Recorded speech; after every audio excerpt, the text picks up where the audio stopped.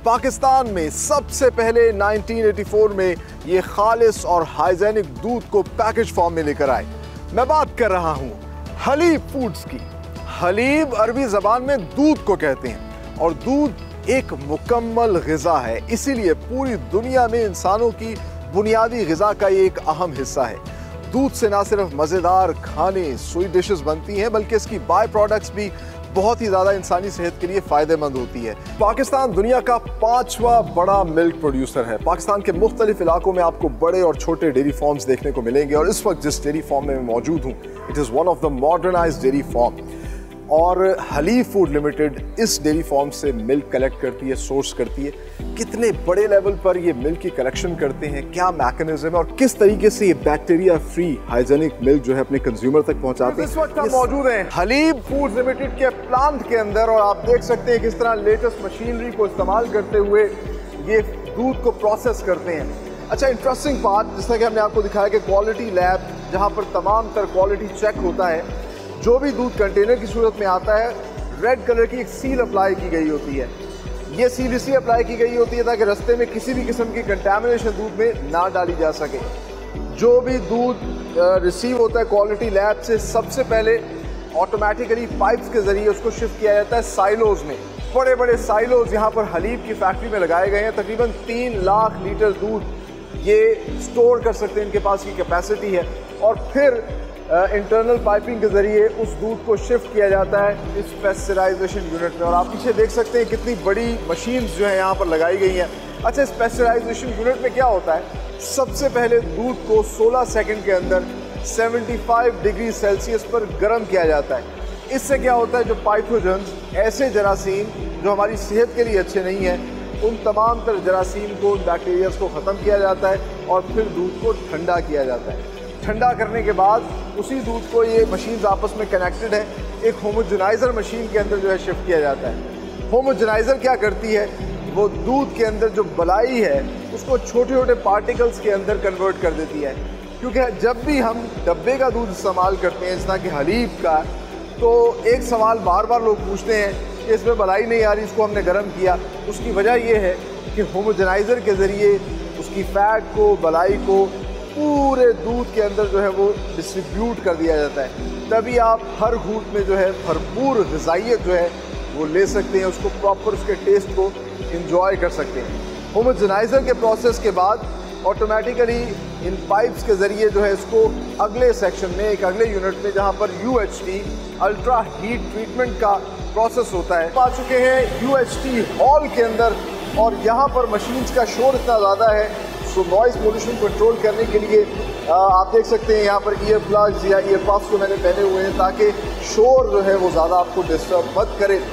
अच्छा, यहाँ पर लेटेस्ट मशीन्स, यूरोपियन मशीन जो है वो इस्तेमाल की जा रही है, जिसका हमने आपको पेस्चराइजेशन हॉल में दिखाया था। सेंट्रली कनेक्टेड पाइप्स के ज़रिए खालिस ताज़ा हाइजेनिक दूध जो है UHT हॉल के अंदर आता है। और यहाँ पर जो ये मशीन चल रही है ये बेसिकली करती क्या है, ये दूध को तकरीबन 2 से 3 सेकंड में 140 डिग्री सेल्सियस तक की हीट देती हैं और फिर उसके बाद उसको फ़ौरन ठंडा करती हैं। तो जितने भी जरासीम जो हमारी सेहत के लिए भी अच्छे नहीं हैं और दूध को भी ख़राब कर सकते हैं, वो तमाम तर जरासीम जो है वो ख़त्म हो जाते हैं। इससे पहले दूध होमोजेनाइज हो चुका था, बलाई जो है वो सारी की सारी डिस्पर्स हो चुकी और यहाँ पर दूध को और ज़्यादा जो है लेटेस्ट टेक्नोलॉजी है UHT की, जिसके ज़रिए जो है दूध को साफ़ कर दिया जाता है। और ये जो सारा का सारा प्रोसेस है ये PLC सिस्टम के ज़रिए, आप देख सकते हैं मेरे पीछे एक कंट्रोल रूम है और इस कंट्रोल रूम के अंदर मशीन्स के ज़रिए ऑटोमेटिकली इस सारे प्रोसेस को कंट्रोल किया जा रहा है। It is very sophisticated process और ये बड़ा ही आप कह सकते हैं कि state of the art plant जो है इन्होंने लगाया है इंटरनेशनल स्टैंडर्ड्स के मुताबिक।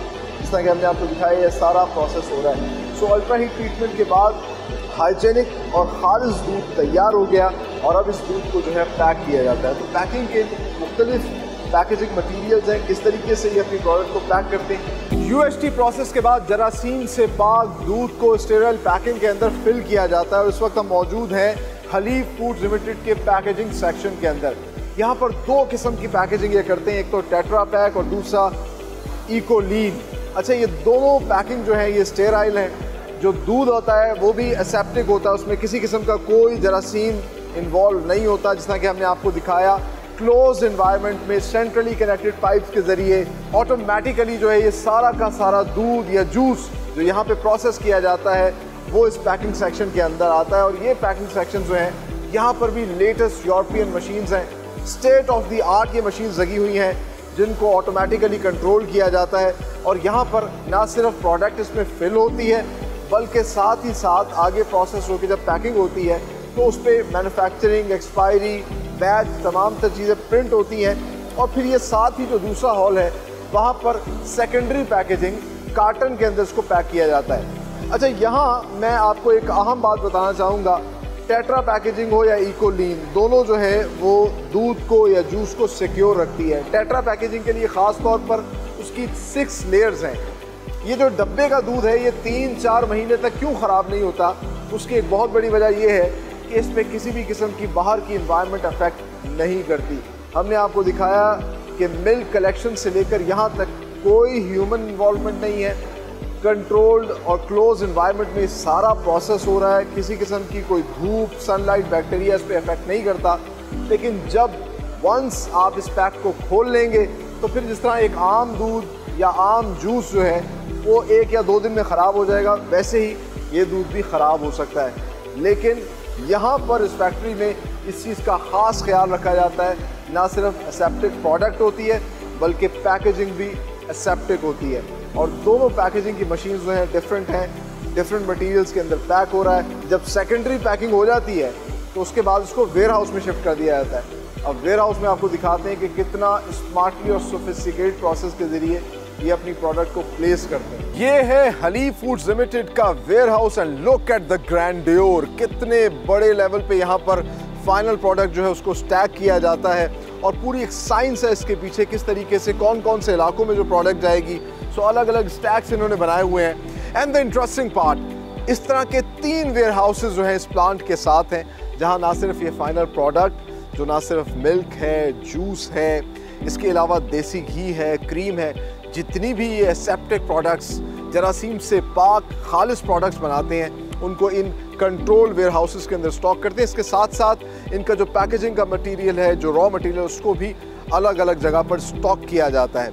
और यहाँ से ये प्रोडक्ट जो है ना सिर्फ पूरे पाकिस्तान में, चाहे गवादर हो या फिर कराची या फिर गिलगित बल्तिस्तान, चतराल, जहाँ पे भी आप जाएंगे आपको हलीब की प्रोडक्ट्स जो हैं शेल्फ पे नज़र आएगी। लेकिन ये products with the proud tag of made in Pakistan दुनिया के बेशतर ममालिक में एक्सपोर्ट भी हो रही हैं। और इसलिए मैं कहता हूँ कि ये प्रोडक्ट्स जो हैं हमारा फ़ख्र हैं।